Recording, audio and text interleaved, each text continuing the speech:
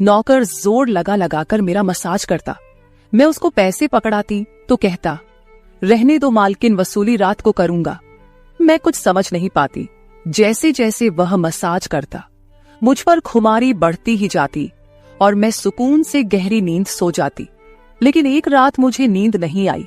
मेरे तो होश उड़ गए जब उस रात मसाज करते करते उसने, मेरा नाम दामिनी है, मैं बहुत खूबसूरत थी, इसीलिए शादी से पहले हर दिन मेरे लिए रिश्ता आता था। मैं अपने माँ बाप की इकलौती बेटी थी, इसलिए मेरा बाप चाहता था कि मैं डॉक्टर बनकर उसका नाम रोशन करूं। मगर जब मेरे लिए इतने अच्छे रिश्ते आते थे तो मेरी माँ मुझे कहती कि तुम अपनी पढ़ाई छोड़ दो ताकि मैं तुम्हारी शादी कर दूं। मगर मैं अपनी माँ से कहती थी कि मुझे तो डॉक्टर बनना है। मगर यह सुनकर मेरी माँ को गुस्सा आ जाता था और वह कहती थी कि तुम अभी शादी कर लो, ये डॉक्टर की पढ़ाई बाद में कर लेना।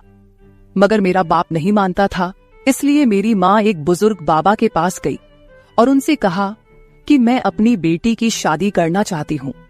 मगर उसका बाप नहीं मान रहा। कोई ऐसा ताबीज दो कि उसका बाप शादी के लिए फौरन मान जाए। उस बुजुर्ग ने मेरी माँ से 2000 रुपए लिए और ऐसा ताबीज दिया कि मेरा बाप मेरी शादी के लिए फौरन मान गया। ये रिश्ता दरअसल मेरे बाप के दोस्त ने अपने बेटे के लिए मांगा था और कहा कि आपकी बेटी शादी के बाद भी डॉक्टर बन सकती है। ये सुनकर मेरे बाप ने उससे शादी के लिए फौरन हाँ कह दिया और मैं विदा होकर अपने ससुराल आ गई। मेरे ससुराल वाले बहुत अमीर थे, इसलिए मैं और मेरे पति अलग घर में रहते थे। मेरा पति अपने बाप का बिजनेस संभालता था, इसलिए वह सुबह से शाम तक बिजी रहता था। मैं उसके घर गई तो वहां का ऐशो आराम देखकर मैं चौंक गई। मेरे पति ने मेरी सेवा के लिए कई नौकरानियां रखी हुई थी, मगर उसका एक नौकर धीरे धीरे मेरे करीब आने लगा। उस नौकर ने मुझसे कहा कि मैं यहाँ काफी सालों से काम कर रहा हूँ और आपके ससुराल वाले मुझे बिल्कुल घर के मेंबर की तरह ही समझते हैं। ये सुनकर मैंने भी उसे खास अहमियत देना शुरू कर दी। वह एक दिन मेरे कमरे में आ गया। मैं अभी तक बिस्तर में लेटी हुई थी। उसने मुझे थका थका देखा तो कहने लगा कि आप लेटे रहो, थक गई होगी, अगर आपको एतराज ना हो तो मैं आपके पैर दबा दूं। यह सुनकर मैं चौंक गई। मैं खूबसूरत थी, जवान थी, लेकिन मुझे मेरे पति के अलावा किसी मर्द ने नहीं छुआ था और ना ही मैंने किसी नौकर से कभी अपने पैर दबवाए थे। इसलिए मैंने फौरन मना कर दिया, क्योंकि मुझे अच्छा नहीं लगता कि कोई पराया मुझे छुए। यह सुनकर वह चुप हो गया और मेरे कमरे से चला गया। तभी मुझे एहसास हुआ कि मैंने उसकी बात का जवाब बहुत सख्ती से दिया था। शायद वह पहले भी मेरे ससुराल में ऐसे काम करता होगा, मगर मैंने साफ इनकार करके उसका दिल तोड़ दिया था। दरअसल मैं बहुत नरम दिल थी, इसलिए मुझे बाद में अफसोस होने लगा। मैं उसके बारे में सोचने लगी कि यह नौकर तो काफी जवान और खूबसूरत है, मुझे इससे पैर नहीं दबवाना चाहिए था। शायद मेरे पति को यह बात अच्छी ना लगे। अगले दिन भी ऐसा हुआ। नौकर ने यही बात मुझे दोबारा कहा। मैं उस दिन बहुत थकी हुई थी, इसलिए मैंने अपने पैर बिस्तर से नीचे कर लिए और उससे कहा कि तुम मेरे पैर दबा दो। यह सुनकर वह खुश हो गया और उसने मेरे पैर दबाने शुरू कर दिए। वह इतने धीरे धीरे पैर दबा रहा था कि मुझे फिर से नींद आने लगी। ये देखकर वह नौकर कहने लगा, मालकिन, आपको नींद आ रही है, आप बिस्तर पर लेट जाओ, मैं आपके पैर दबाता रहूंगा। मैं जैसे मदहोशी में थी, इसलिए फौरन बिस्तर पर लेट गई। वह नौकर बिस्तर पर आ गया और मेरे पैर दबाने लगा। उसके बाद मुझे होश नहीं रहा और मैं सो गई। मुझे नहीं पता था कि मैं कितने घंटे सोती रही। मेरी आंख खुली तो मैंने देखा कि वह नौकर अभी तक मेरे पैर दबा रहा था। ये देखकर मुझे उस पर तरस आ गया और मैंने हाथ बढ़ाकर अपना पर्स खोली और कुछ नोट निकाले और उस नौकर के हाथ में रख दिए। ये देखकर वह शर्माने लगा। मालकिन, आप मुझे पैसे देकर शर्मिंदा कर रही है, मेरी सैलरी अच्छी है, मुझे इन पैसों की जरूरत नहीं है। ये सुनकर मैंने उससे कहा कि यह पैसे तुम्हारी मेहनत के हैं। ये सुनकर उस नौकर ने मुझसे वह पैसे लिए और मेरे कमरे से निकल गया। मेरा पति रात को देर से आता था, इसलिए मैंने शाम को फिर उस नौकर को अपने कमरे में बुलाया और उससे कहा कि तुम्हारी मालिश से मुझे बहुत अच्छी नींद आती है, इसलिए जब तक मेरा पति घर नहीं आ जाता तब तक तुम मेरे कमरे में ही रहना। शायद नौकर को पैसे का लालच आ गया था, इसलिए वह मेरी बात सुनकर खुश हो गया और कहने लगा, मैं तो आपका मामूली सा नौकर हूं, जैसा आप कहोगे मैं वैसा ही करूंगा। आपके पैर दबाता रहूंगा ताकि आपकी थकान उतर जाए और आपको सुकून मिले। ये सुनकर मैंने उससे कहा कि तुम्हारे हाथों में जादू है, इसलिए तो मेरी सारी थकावट उतर जाती है। एक दिन नौकर ने मुझसे कहा कि आपकी सास भी कभी कभी मुझसे मसाज करवा लेती थी। ये सुनकर मैं चौंक गई। मुझे मेरी सास ऐसी नहीं लगती थी, मगर वह नौकर झूठ बोलने वाला नहीं लगता था। मुझे ससुराल आए 1 महीना होने वाला था, इसलिए मैंने नौकरों को परख लिया था। वह मुझे हर बात सच ही कहता था। मेरे घर में नौकरानियां भी काम करती थी, मगर वह झूठी और बेईमान थी। वह मुझसे जो बात सुन लेती थी उसे पूरे मोहल्ले में मशहूर कर देती थी, इसलिए मैं उन्हें अपने कमरे में नहीं आने देती। ये नौकर इस घर का पुराना नौकर था, इसलिए मैं उस पर भरोसा करती थी। नौकर भी मेरे कमरे में आता था, मगर अपनी नजरें झुकाकर रखता था। वह मेरे जिस्म को हाथ लगाता, मगर उसकी नीयत खराब न थी। ऐसा हर रात होता था। एक दिन मैंने अपने पति से कहा कि जब से हमारी शादी हुई है हम कहीं घूमने फिरने नहीं गए। ये सुनकर मेरे पति ने कहा कि जब से हमारी शादी हुई है तुम भी तो हर वक्त नींद में रहती हो। मैं रात को घर आता हूं तो तुम गहरी नींद में होती हो। दिन को मेरे पास वक्त नहीं होता और रात को मेरे घर आने से पहले तुम सो जाती हो। ये सुनकर मैं अपने दिल में सोचने लगी कि यह सब नौकर की मालिश की वजह से हो रहा था। मेरे पति की शिकायत सही थी। मुझे रोज रात को अपने पति के लिए जागना चाहिए था। उस दिन मैंने फैसला किया कि आज रात जब नौकर मुझे मालिश के लिए कहेगा तो मैं इनकार करूंगी, ताकि मुझे नींद ना आए और मैं अपने पति के आने तक जागती रहूं। शाम हुई तो मैंने नहाकर खुद को खूब तैयार किया और दुल्हन बनकर बिस्तर पर बैठ गई। नौकर मेरे कमरे में आया तो उसने मुझे मालिश के लिए पूछा, मगर मैंने साफ इनकार कर दिया। मेरी बात सुनकर वह कुछ उदास हो गया और वापस चला गया। कुछ देर बाद नौकर मेरे कमरे में आया तो उसके हाथ में दूध का गिलास था। मैंने खाना नहीं खाया था, इसलिए फौरन दूध पी ली और अपने पति का इंतजार करने लगी, मगर मुझे नींद आ गई और मैं सो गई। सुबह में जागी तो नौकर फौरन मेरे कमरे में आया और कहने लगा, मालकिन आपके लिए नाश्ता लेकर आऊं। ये सुनकर मैंने अपने पति के बिस्तर की तरफ देखा, वह खाली था। ये देखकर नौकर कहने लगा, मालिक को जरूरी काम था, वह नाश्ता करके चले गए। ये सुनकर मेरा मूड खराब हो गया। मैं रात भर उसका इंतजार करती रही, मगर वह सुबह होते ही ऑफिस चला गया। मैंने नौकर से कहा कि मेरे लिए चाय ले आओ। नौकर कमरे से बाहर निकल गया। तभी मैंने अपने जिस्म की तरफ देखा तो चौंक गई। रात को मैंने दुल्हन का कपड़ा पहना हुआ था, मगर अब मेरे जिस्म पर कोई और कपड़े थे। मगर मैंने अभी जेवरात पहने हुए थे। मेरा सर भारी होने लगा। मुझे यह सोचकर चक्कर आने लगे कि रात को मेरे साथ क्या हुआ था और मेरे कमरे में कौन था और उसने मेरे साथ क्या किया था, मगर मुझे कुछ याद ना आया। मेरा दिल घबराने लगा और मैंने अपना सर पकड़ लिया। मेरा पूरा जिस्म दर्द कर रहा था, इसलिए नौकर चाय लेकर आया तो मैंने उससे कहा कि मेरा जिस्म दबा दो। यह सुनकर वह बिस्तर पर आ गया और मुझे दबाने लगा।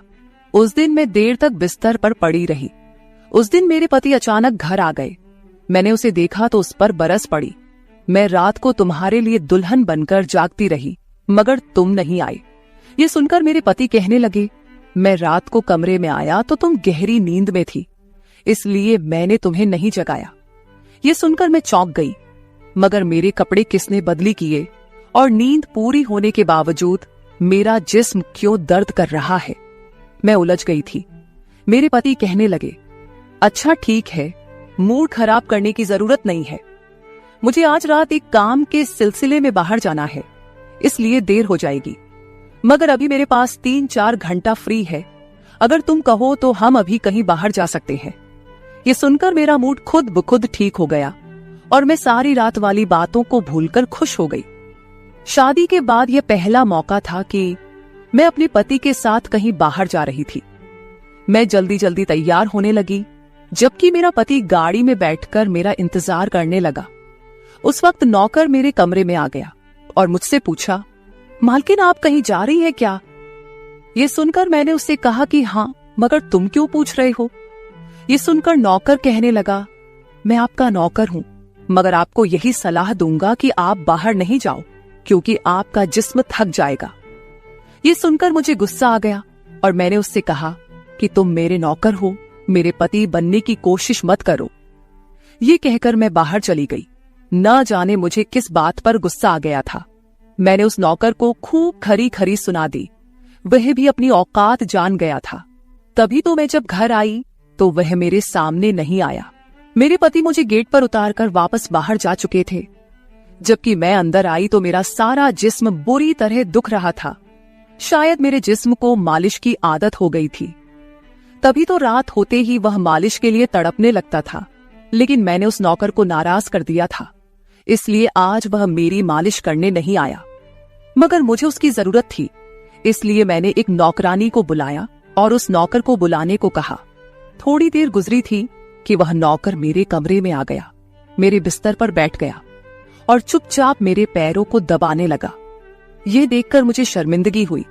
मैंने उसे इतना बुरा भला कहा, मगर उसने मेरी बात को बिल्कुल बुरा नहीं माना।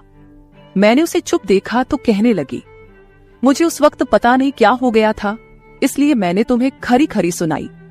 मैं इतने दिनों के बाद अपने पति के साथ कहीं बाहर जा रही थी, इसलिए मुझे तुम्हारा टोकना अच्छा नहीं लगा, इसीलिए मुझे माफ कर दो। मैं उसकी मालकिन थी और उसे इस काम के पैसे देती थी, मगर अब भी मुझ में इंसानियत जिंदा थी, इसलिए मैंने मालिक होकर भी नौकर से माफी मांग ली। क्योंकि वह भले ही नौकर था, मगर वह एक इंसान भी तो था। मेरी बात सुनकर वह नौकर कहने लगा, मैं आपका नौकर हूं, इस काम के लिए मैं आपसे सैलरी लेता हूं, इसलिए आपको हक है, आप जो चाहे मुझे कह दे। ये सुनकर मैं चुप हो गई, मगर मैंने सोच लिया था कि आइंदा इससे ऐसा कुछ नहीं कहूंगी। वह उस रात देर तक मेरी मालिश करता रहा और फिर मुझे नींद आ गई। मुझे नहीं पता था कि नौकर मेरे कमरे से कब निकला और कब मेरे पति घर पर आए। मैं सुबह उठी तो मेरा पति बाथरूम में था और बाहर जाने के लिए तैयार हो रहा था। मैं उसे हैरानी से देखने लगी। पता नहीं आजकल मुझे क्या हो रहा था। नौकर की मालिश से मुझे इतनी गहरी नींद आती कि मुझे किसी बात का होश ना रहता था। मुझे इस बात का भी पता नहीं चलता था कि मेरा पति कब कमरे में आता था। मैं सोचने लगी कि इस नौकर की मालिश में ऐसा क्या जादू था कि वह मेरे पति के आने से पहले ही मेरी मालिश करता, तो मैं अचानक गहरी नींद में सो जाती थी। सुबह जब मैं उठती तो मेरा सर भारी महसूस होता और मैं चलने फिरने के काबिल नहीं रहती। मगर यह बात मैंने अपने पति को नहीं बताई, क्योंकि मैं नहीं चाहती थी कि ये बात मेरे पति को पता चले कि मैं उस नौकर से मसाज करवाती थी। एक दिन मेरा पति दिन के वक्त घर पर ही रहा। मैंने नौकर से घर के सारे काम करवाए, अपने कमरे में नहीं आने दिया। नौकर भी घर के सारे काम करता रहा और मसाज वाली बात किसी के सामने अपने मुंह से नहीं निकाली। मैं भी चाहती थी कि यह बात किसी को पता ना चले। इस दौरान जब मेरा पति घर से बाहर जाता था, मैं उस नौकर को कमरे में बुला लेती थी। मगर एक दिन मेरा पति अचानक ही घर आ गया और मैं कमरे में थी। यह देखकर मैं बहुत घबरा गई और सोचा कि पति के आने से पहले नौकर को भगा दूं। मगर यह नौकर भी बड़ा समझदार था। मेरे पति के आने से पहले दूसरे काम पर लग गया और मेरे पति को कुछ पता नहीं चला। मैं मसाज घर की नौकरानियों से भी करवा सकती थी, मगर उस नौकर के हाथ में क्या जादू था कि मैं उसे हर रोज अपने कमरे में बुला लेती थी। मुझे पता नहीं क्या हो जा रहा था। जिस रात मैं नौकर से मसाज नहीं करवाती थी, उस रात मेरे पूरे जिस्म में दर्द हो जाता था। सुबह मैं जागती तो मेरा सर भारी हो जाता था और मुझे थकान भी हो जाती थी। एक रात मैंने नौकर से मालिश करवाई और गहरी नींद सो गई। सुबह मेरी आंख खुली तो फिर से मेरे कपड़े चेंज हो चुके थे। ये क्या माजरा था? ऐसा कौन करता था? क्या मेरा पति मेरे साथ ऐसा कर रहा था? मैं सोच में पड़ गई। मैंने शीशे के सामने जाकर देखा तो चौंक गई। मेरे पूरे जिस्म पर लाल निशान पड़ गए थे। यह कैसे निशान थे? मैं अपने जिस्म पर हाथ फेरने लगी। मैं जैसे उस निशान को मिटाना चाहती थी, मगर ऐसा न हुआ। अगले दिन फिर मैंने अपने जिस्म को देखा कि निशान खत्म होने के बजाय फैलने लगे थे। मैं घबरा गई। तभी मेरे कमरे में नौकर आ गया और उसने मुझे मालिश को कहा। मैं उस निशान को छुपाना चाहती थी, इसलिए उसे कहा कि आज तुम सिर्फ मेरे पैर दबा दो। उसने मुझसे कुछ नहीं पूछा, मगर मैं अंदर ही अंदर डर रही थी। किसी दिन मेरे पति ने यह निशान देख लिए तो मैं उसे क्या जवाब दूंगी। मैं ये सोच सोचकर थक चुकी थी, इसलिए मैंने तकिए पर पैर रख दिए। नौकर मेरा मसाज करने लगा। मेरी आंखें नींद से बंद होने लगी थी। तभी मुझे नौकर ने ऐसी बात कह दी जिसे सुनकर मेरे होश उड़ गए। उसने मुझसे कहा, मालकिन आप मुझे बहुत अच्छी लगती हो। मेरी आंखें बहुत बोझल होने लगी थी। मुझे उसकी बात समझ नहीं आई और फिर मैं गहरी नींद सो गई। सुबह मेरी आंख खुली तो मेरा पति भी बिस्तर में लेटा हुआ था। मेरा सर भारी हो रहा था और जिस्म दर्द से छूट रहा था, मगर उसके बावजूद मैं अपने पति के करीब गई और उसे धीरे से उस निशान के बारे में बता दिया। मैंने सोचा कि यह निशान बढ़ रहे थे, इसलिए मुझे यह बात अपने पति को बता देनी चाहिए। यह सुनकर मेरे पति ने मेरे जिस्म से कपड़ा हटाया तो वह उछल पड़ा। वह मुझसे दूर हो गया और कहने लगा, तुमने मुझे धोखा दिया है, बेवफाई की है और तुम्हें उसी की सजा मिली है।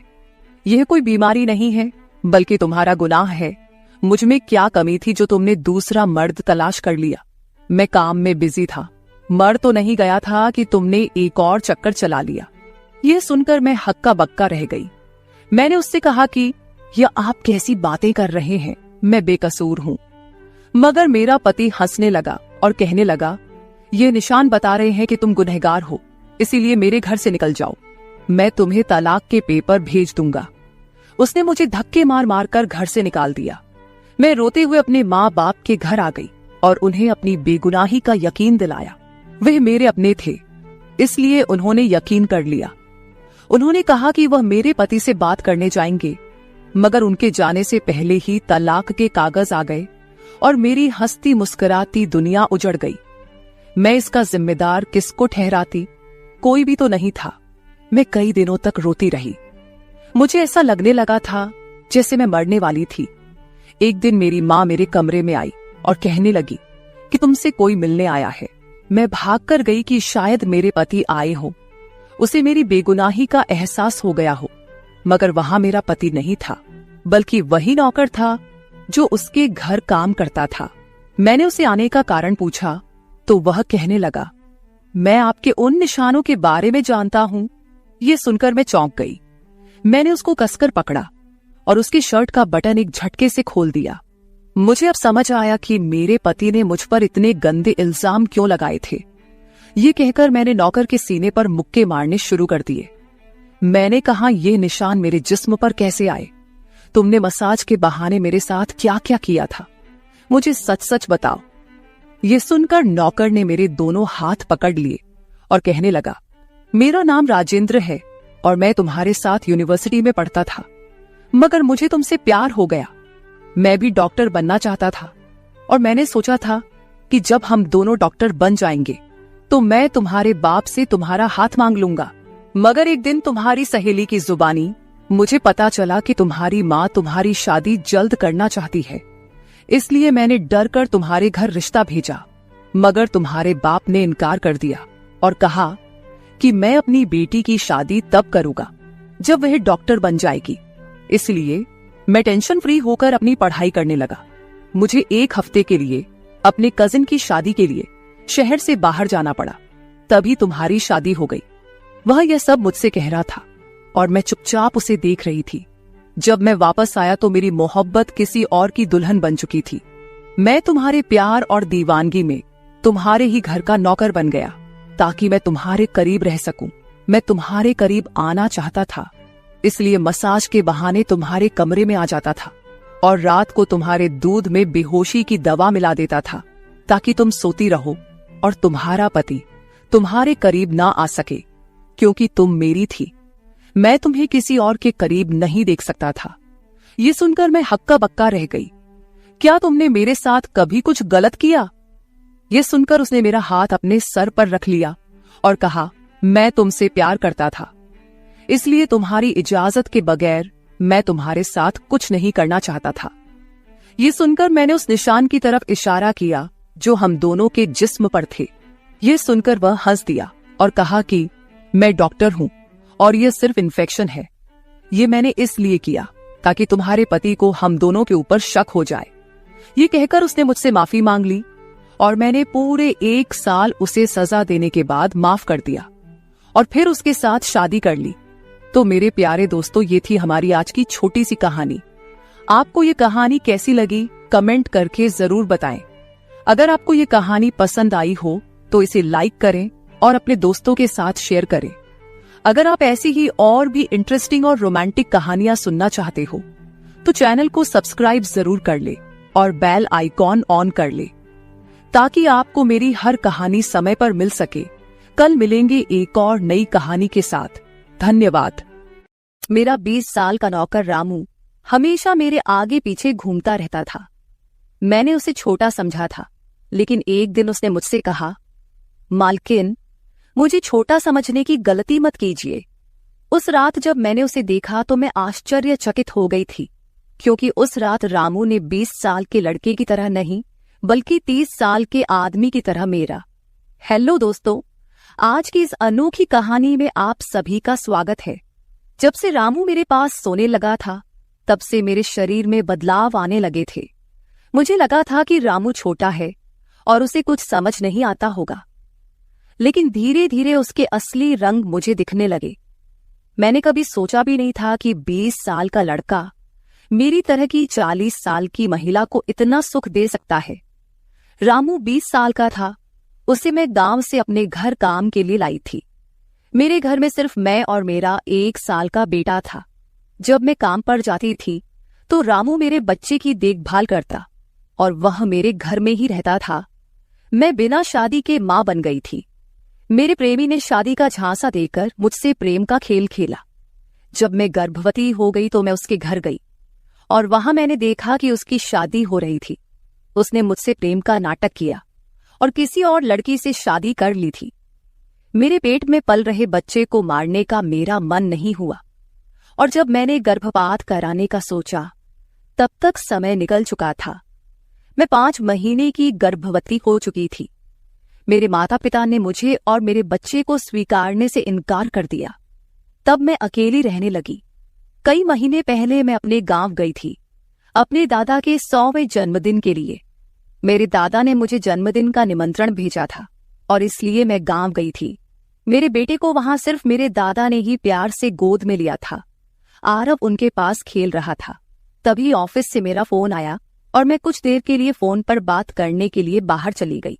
जब मैं वापस आई तो मेरा आरव दादा के पास नहीं बल्कि घर के एक नौकर के पास था। मैंने देखा कि आरव उस नौकर के पास अच्छे से खेल रहा था। मैंने अपने बच्चे को उस नौकर से लिया और वहां से जाने लगी। तभी उस नौकर ने मुझे रोका। वह कहने लगा, मालकिन, मुझे थोड़ी मदद चाहिए। मुझे पैसे की नहीं बल्कि काम की जरूरत है। उसने अपना परिचय दिया और कहा, मैं रामू हूं। मैं इस घर में गाय भैंस के गौशाले की सफाई का काम करता था, लेकिन अब बड़े साहब गाय भैंस बेचने की बात कर रहे हैं। अगर आपके पास कोई काम हो तो दीजिए। मुझे काम की बहुत जरूरत है। मेरे माता पिता भी मजदूरी करते हैं। मुझे काम की बहुत जरूरत है। तब मैंने कहा, मेरे बच्चे की देखभाल का काम है, लेकिन इसके लिए तुम्हें शहर चलना होगा। इस काम के लिए मैं तुम्हें 5,000 रुपये महीना दूंगी। रामू मेरे साथ शहर आने के लिए तैयार हो गया। आरव उसके साथ अच्छे से रहता था और यह देखकर मैंने रामू को अपने घर लाने का फैसला किया। रामू तब से मेरे घर में ही रहने लगा।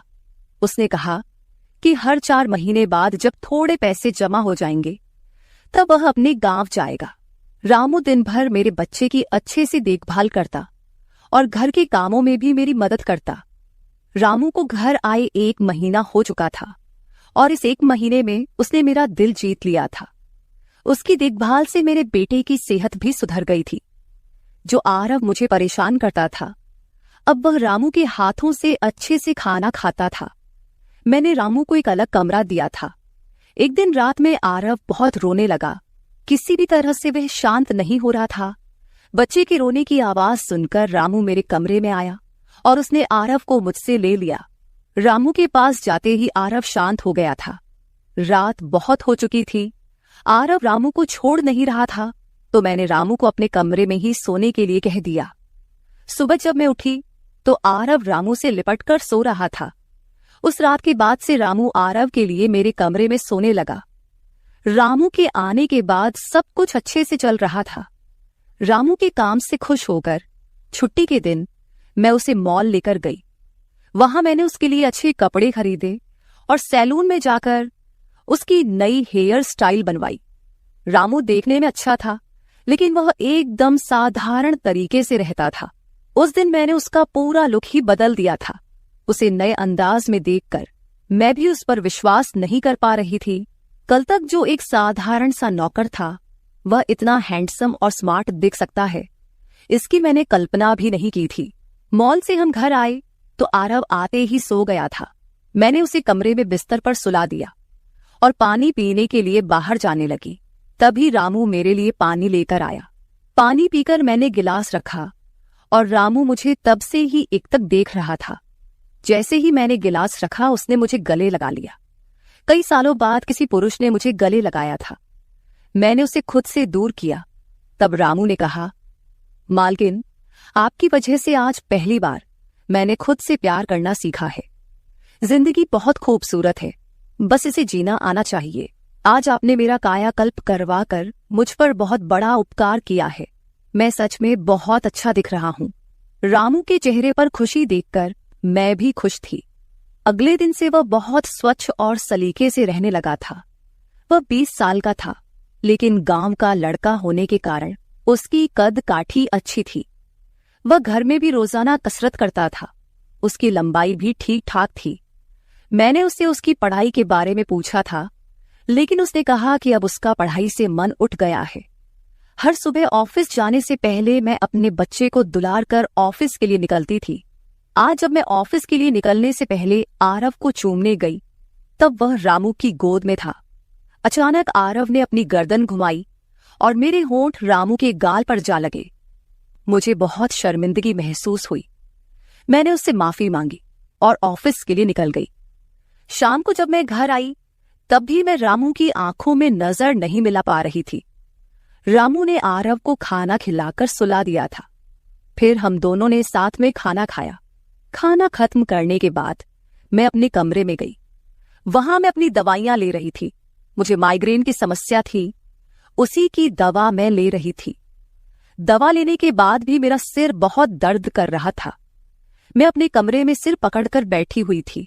कुछ देर बाद रामू कमरे में आया।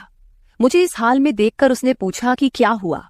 जैसे ही उसे पता चला कि मेरा सिर दर्द कर रहा है, उसने मेरे सिर की मालिश शुरू कर दी। रामू की मालिश से मुझे आराम मिल रहा था। धीरे धीरे मुझे गहरी नींद आने लगी। उस रात मुझे बहुत अच्छी नींद आई थी। अगले दिन हमारे ऑफिस में ट्रेडिशनल डे का फंक्शन था और इसके लिए मैंने गुजराती लुक अपनाने का फैसला किया। मैंने घाघरा पहन लिया था, लेकिन स्कर्ट का नॉट बांधने में मुझे दिक्कत हो रही थी। तब मैंने रामू को कमरे में बुलाया और उससे नॉट बांधने को कहा। नॉट बांधते समय उसका हाथ मेरी खुली पीठ पर से गुजर रहा था। मैंने उसे छोटा समझा था, इसलिए मैंने उसे यह काम करने के लिए कहा था। मेरे पास और कोई विकल्प भी नहीं था। तैयार होकर जब मैं जाने लगी तो रामू ने मुझे रोका और अंदर से काजल लेकर आया। उसने मेरे कान के पीछे काजल लगाया और कहा, मालकिन, अब आपको किसी की नजर नहीं लगेगी। आप बहुत सुंदर लग रही हैं। उसकी बात सुनकर मैं हंसी और चलने लगी। उस दिन शाम को जब मैं घर आई तो मेरे साथ मेरी एक सहेली और उसका प्रेमी भी आया। रामू ने आज बहुत अच्छा खाना बनाया था। मेरी सहेली प्रिया 4-5 दिन मेरे घर रुकने वाली थी। अगले 3 दिन उसका प्रेमी भी मेरे घर पर था। अगले दिन रात को रामू ने खाना बनाया और प्रिया और उसके प्रेमी को खाने के लिए बुलाया, लेकिन वे दोनों कमरे में ही ड्रिंक कर रहे थे। प्रिया तो बहुत ज्यादा पी चुकी थी। वह खाना खाए बिना ही सो गई। उसका प्रेमी रोहन हमारे साथ खाना खाने बैठा। उसने कहा, प्राची, तुम प्रिया से भी ज्यादा सुंदर हो। रोहन के बोलते ही रामू उसे गुस्से से देख रहा था। खाना खत्म करने के बाद रोहन अपने कमरे में चला गया। उसके जाते ही रामू मुझसे कहने लगा, मालकिन, आपके ये कैसे दोस्त हैं? मुझे उस आदमी की बात बिल्कुल भी अच्छी नहीं लगी। तब मैंने रामू से कहा, मैं तुझे घर के सदस्य की तरह मानती हूँ, इसका यह मतलब नहीं कि तू मेरे मेहमानों से कुछ भी कहे। तेरा काम है आए हुए मेहमानों की सेवा करना, इसलिए तू सिर्फ वही कर, बाकी मुझे कुछ सिखाने की जरूरत नहीं। रामू को डांट कर मैं अपने कमरे में चली गई। मैंने उसे डांट दिया था, फिर भी वह मेरे लिए पानी लेकर आया। तब मैंने अपनी दवा ली और पानी पीकर सो गई। आज रामू मेरे कमरे में सोने नहीं आया था, ऐसा मुझे लगा। लेकिन सुबह जब मेरी आंख खुली तो मैंने उसे अपने बगल में पाया। सुबह मेरी आंख खुली तो मेरे सामने प्रिया थी। वह बहुत गुस्से में लग रही थी। रामू को मेरे सामने लाया गया। उसके हाथ में प्रिया की ओढ़नी बंधी हुई थी। प्रिया ने कहा, तुम्हारे इस देहाती नौकर ने मेरे प्रेमी का हाथ तोड़ दिया है। रामू बस सिर हिलाता रहा और बोला, मालकिन, मैंने कुछ भी नहीं किया। रात को रोहन साहब नशे में थे, तभी उनका संतुलन बिगड़ गया होगा और वे गिर गए होंगे। रामू भला रोहन साहब पर हाथ क्यों उठाएगा? प्रिया अब भी नशे में लग रही थी, ऐसा मुझे लगा। रामू ने मेरे लिए उन दोनों से माफी मांगी। प्रिया और रोहन तभी वहां से चले गए। रामू मुझसे भी माफी मांगने लगा। मुझे पता था कि उसने कुछ नहीं किया था। आज मैंने छुट्टी ली थी क्योंकि कई दिनों से मैं बहुत व्यस्त थी। आज सोचा कि खुद के लिए थोड़ा समय निकालूं। नाश्ता करने के बाद मैं फिर से 1 घंटे के लिए सो गई। आरव भी मेरे साथ सो गया था। उठने के बाद मुझे 1 कप चाय की जरूरत महसूस हुई। मैं रामू को चाय बनाने के लिए पुकार रही थी, लेकिन उसकी तरफ से कोई जवाब नहीं आ रहा था। उसे ढूंढते ढूंढते मैं उसके कमरे में गई। वहां जाकर देखा कि रामू अभी अभी नहाकर बाथरूम से बाहर आया था। उसने शर्ट नहीं पहनी थी। मैंने पहली बार उसे इस तरह देखा। रामू का शरीर बेहद मजबूत था। उसका शरीर किसी योद्धा की तरह दिख रहा था। मैं उसे टकटकी लगाकर देख रही थी। मुझे उस वक्त कोई होश नहीं था। कई सालों बाद मैं किसी जवान पुरुष को इस तरह बिना कपड़ों के देख रही थी। मैं उसे टकटकी लगाए देख रही थी। तभी रामू ने मुझे आवाज दी। वह मेरे सामने शर्ट पहनकर खड़ा था, फिर भी मैं अपनी सुध-बुध खोए उसे देख रही थी। उसने मेरी आंखों के सामने चुटकी बजाई। तब मैं होश में आई और उससे कहा कि मेरे लिए चाय बना दे। आज घर में ही थोड़ा खुद का स्किन केयर करने का सोचा, इसलिए दोपहर के समय मैं अपने कमरे में अपना पार्लर चलाने लगी। उस समय मैंने शॉर्ट्स और गाउन पहन रखा था और मैं अपने पैरों का वैक्सिंग कर रही थी। वैक्सिंग करते समय गलती से मैंने थोड़ा ज्यादा गर्म वैक्स अपने पैर पर लगा लिया, जिससे जलन हुई और मेरे मुंह से तेज आवाज निकल गई। मेरी आवाज सुनकर रामू दौड़ता हुआ मेरे कमरे में आया। उसने मेरे जले हुए पैर को देखा। उसने मेरे पैर से गर्म वैक्स हटाया और वहां क्रीम लगा दी। उसके हाथ बार बार मेरे पैर पर अनजाने में फिर रहे थे और उस वक्त मेरे मन में जो भावनाएं उत्पन्न हो रही थीं, उन्हें व्यक्त करना मेरे लिए मुश्किल हो रहा था। रामू की नजर मुझ पर पड़ते ही मैं दर्द से कराह उठी। मुझे इस हालत में देखकर उसने कहा, भाई साहब, अब आप बस आराम से लेट जाइए। आपको जो भी करना है मुझे बताइए, मैं आपकी मदद कर दूंगा। मैंने उसे मेरे दूसरे पैर का वैक्सिंग करने को कहा। रामू ने जैसा मैंने बताया वैसा ही किया। उसने मेरे चेहरे की मसाज भी कर दी। उसके स्पर्श से मुझे बहुत आराम मिला। आज का छुट्टी का दिन मेरे लिए आरामदायक बीता। रामू में हर गुण भरा हुआ था। वह किसी भी काम में पीछे नहीं था। आज रात मैंने उसे मेरे कमरे में सोने के लिए मना कर दिया। दिन भर मैं घर में नहीं होती, कम से कम रात को तो मुझे मेरे बच्चे के साथ अकेले समय बिताना चाहिए। हर बार रामू का आना मुझे पसंद नहीं था, इसलिए मैंने उसे कमरे में सोने के लिए मना कर दिया। इस तरह दिन बीतने लगे। कुछ दिनों तक रामू के बिना आरव रात को सो नहीं पाता था, लेकिन धीरे धीरे उसने रोना बंद कर दिया। मुझे अपने अंदर कुछ बदलाव महसूस होने लगे थे। सुबह उठते ही मेरा शरीर बहुत दुखने लगता था। अचानक ये सब क्यों हो रहा है, समझ नहीं आ रहा था। कुछ दिनों में मेरी शारीरिक पीड़ा इतनी बढ़ गई कि मुझे बिस्तर से उठने की भी इच्छा नहीं होती थी। तब मैंने ऑफिस से 1 हफ्ते की छुट्टी ले ली। कुछ दिनों आराम किया, शायद थोड़ा ठीक हो जाऊं। अब पूरा वक्त आरव रामू के साथ रहता था। जब उसे भूख लगती तो वह बीच बीच में मेरे पास आ जाता। आज मैं अपनी कमर पकड़कर बैठी थी। रात को रामू पानी लेकर मेरे कमरे में आया। मेरी कमर पर हाथ देखकर उसने समझ लिया कि मुझे बहुत तकलीफ हो रही है। रामू ने कहा, भाई साहब, अगर आपको कोई आपत्ति ना हो तो मैं आपकी कमर की मालिश कर देता हूं। मेरी कमर इतनी दुख रही थी कि मैंने उसकी मालिश के लिए हाँ कर दी, लेकिन उससे पहले मैंने अपने कमरे की लाइट बंद कर दी। छोटे 0 बल्ब की रोशनी में मेरी कमर उसे नहीं दिखेगी, इसलिए मैंने कमरे की बड़ी लाइट बंद करके 0 बल्ब जला दिया। वह जब मालिश कर रहा था मुझे बहुत आराम मिल रहा था। मालिश करने से मेरी पीड़ा जैसे झट से गायब हो गई थी। मालिश करते समय रामू ने मुझसे पूछा, भाई साहब, आपको आरव के पिता की कभी याद नहीं आती? आप इतनी सुंदर और जवान होकर भी अभी तक अकेली क्यों हैं?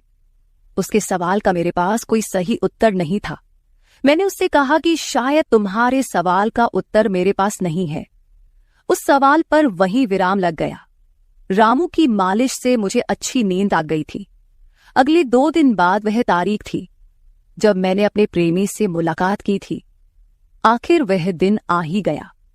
उस दिन मैंने दिन भर अपने मन को किसी न किसी काम में व्यस्त रखने की कोशिश की, लेकिन रात के अंधेरे में मुझे अपने प्रेमी की बहुत याद आ रही थी। आज वह मेरे साथ नहीं था, लेकिन वह मेरे बच्चे का पिता था। आरव को देखकर मुझे रोज उसकी याद आती थी और आज मैं अपनी भावनाओं को छुपा नहीं पाई। मैं अपने कमरे में जोर जोर से रोने लगी। आरव पास में सो रहा था, इसका भी मुझे ध्यान नहीं रहा। मैंने आज अपनी दवाइयां भी नहीं ली थीं। रामू पानी लेकर मेरे कमरे में आया। मुझे रोते हुए देखकर उसने मुझे पानी पिलाया। जब मैं शांत हुई तो उसने मुझे दवाइयां दी। मेरे रोने की आवाज से आरव हल्का हिलने लगा। वह जाग न जाए, इसलिए रामू मुझे अपने कमरे में ले गया। वहां जाकर मैंने उसे कसकर गले लगा लिया। ऐसा लग रहा था कि मैंने अपना होश खो दिया था। मेरा रोने का कारण सुनकर रामू भी शांत हो गया था। वह लगातार मेरे आंसू पोंछ रहा था। रोते रोते मैंने उसका कंधा पकड़ लिया। धीरे धीरे मैंने उसे और करीब खींच लिया। मैंने उससे कहा, रामू, आज की रात मैं तुम्हारे साथ बिताना चाहती हूं। तब रामू ने कहा, भाई साहब, मैं अभी छोटा हूं, मुझे कुछ भी नहीं आएगा। उसकी बात सुनकर मैंने उसे और पास खींच लिया। उस रात मैं उसके कमरे में थी, लेकिन सुबह जब मैं उठी तो वह मेरे पास नहीं था। उसकी शर्ट वहीं पड़ी हुई थी। जब मैं बाहर गई तो मैंने देखा कि रामू मेरे बच्चे को दूध और बिस्किट खिला रहा था। मुझे आरव का ख्याल नहीं आया था, लेकिन रामू ने नहीं भुलाया। उसने हम दोनों माँ बेटे को खुश कर दिया था। रात की थकान के बाद मैं सुबह देर से उठी थी। दिन भर रामू ने मुझसे नजरें नहीं मिलाईं। आज प्रिया मुझसे मिलने घर आई थी। वह रामू की तरफ देख भी नहीं रही थी। रामू ने उसे पानी दिया और कमरे से बाहर चला गया। थोड़ी देर बातें करने के बाद प्रिया जाने लगी। जाते समय उसने मुझसे कहा, जितनी जल्दी हो सके अपने नौकर को यहां से निकाल दो। वह दिखने में जितना मासूम लगता है उतना है नहीं। उसकी बात का मैंने खास ध्यान नहीं दिया। रोज की तरह रात को खाना खाने के बाद रामू ने मुझे पानी का गिलास मेरे कमरे में लाकर दिया और उसने आरव को भी सुला दिया था। आरव आज बाहर हॉल में झूले में सो रहा था। रामू उसकी देखभाल कर रहा था। मैंने अपने कमरे की लाइट बंद कर दी और सो गई। कुछ समय बाद मुझे आरव की आवाज सुनाई दी।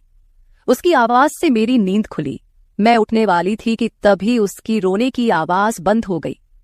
कुछ समय बाद मुझे अपने कमरे का दरवाजा खुलने की आवाज सुनाई दी। मैं चुपचाप सब देख रही थी। रामू मेरे कमरे में आया था। उसने मेरे पास आकर यह देखने की कोशिश की कि मैं सो रही हूं या नहीं, और फिर उसने मेरा मोबाइल उठाया। उसकी वह खोजबीन देखकर मैंने जल्दी से कमरे की लाइट ऑन कर दी। मुझे जागता हुआ देखकर वह चौंक गया। मैंने उसके हाथ से अपना मोबाइल छीन लिया।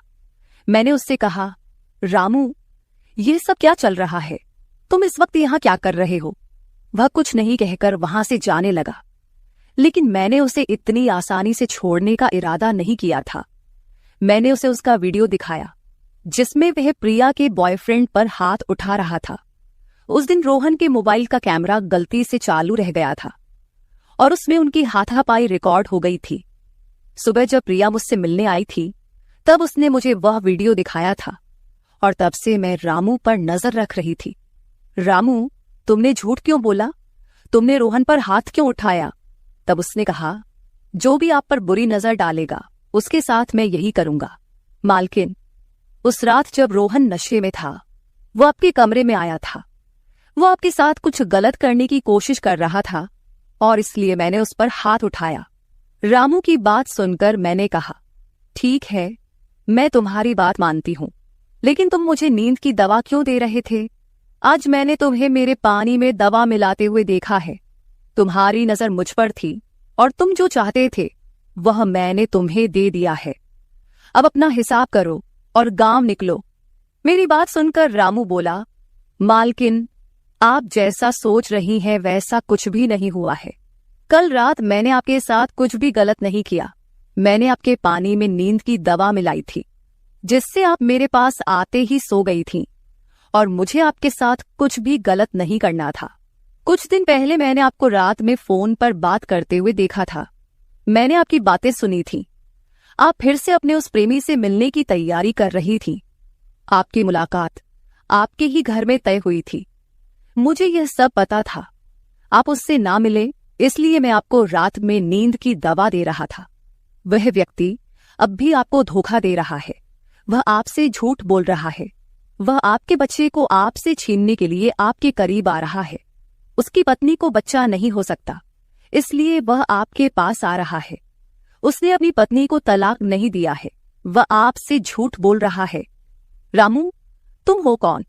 तुम्हें यह सारी जानकारी कैसे मिली? तब उसने कहा, आपके बाबा साहिब ने मुझे आपका फोटो दिखाया था। मुझे आप पहली नजर में ही अच्छी लगी थी, लेकिन बाबा साहिब ने यह भी कहा था कि आप शादी के खिलाफ हैं। तब मैंने उनके साथ मिलकर यह प्लान बनाया। आपके दिल में अपनी जगह बनाने के लिए मैं यहां आया था, लेकिन यहां आने के बाद मैंने देखा कि बहुत से लोग आप पर बुरी नजर रखते हैं, इसलिए मैंने आपकी सुरक्षा करनी शुरू कर दी। रामू 20 साल का नहीं था। मेरा पहला शक सही निकला। वह 30 साल का था और एक अच्छी नौकरी पर था। उसने मेरे प्यार के लिए इतनी मेहनत की थी। रामू ने मेरे प्रेमी के बारे में जो भी कहा था वह सब सच था। रामू ने मेरे प्रेमी की सारी जानकारी सही निकाली थी। रामू जैसा ईमानदार पति और मेरे बच्चे का पिता मिलना मेरे लिए बहुत बड़ी बात थी। मैं अपने प्रेमी के धोखे के जाल में फंसने से बच गई थी। आज मैं विक्रांत उर्फ रामू के साथ बहुत खुश हूं। वह मुझसे और मेरे बच्चे से बहुत प्यार करता है। मेरे बाबा साहिब की वजह से आज मेरा परिवार शुरू हुआ। मुझे रामू जैसा पति मिला, ये मेरा सौभाग्य था। दोस्तों, जो आपसे सच्चा प्यार करता है वह किसी भी कठिनाई में आपका साथ नहीं छोड़ता। रिश्ते निभाने वाले को किसी वजह की जरूरत नहीं होती और रिश्ते तोड़ने वालों के लिए एक बहाना भी काफी होता है। तो दोस्तों, ये थी हमारी आज की छोटी सी कहानी। आपको ये कहानी कैसी लगी कमेंट करके जरूर बताएं। अगर आप ऐसी ही और भी इंटरेस्टिंग कहानियां सुनना चाहते हो तो चैनल को सब्सक्राइब जरूर कर ले और बेल नोटिफिकेशन ऑन कर ले, ताकि आपको मेरी आने वाली हर वीडियो समय सिर मिल सके। कल मिलेंगे एक और वीडियो के साथ। धन्यवाद।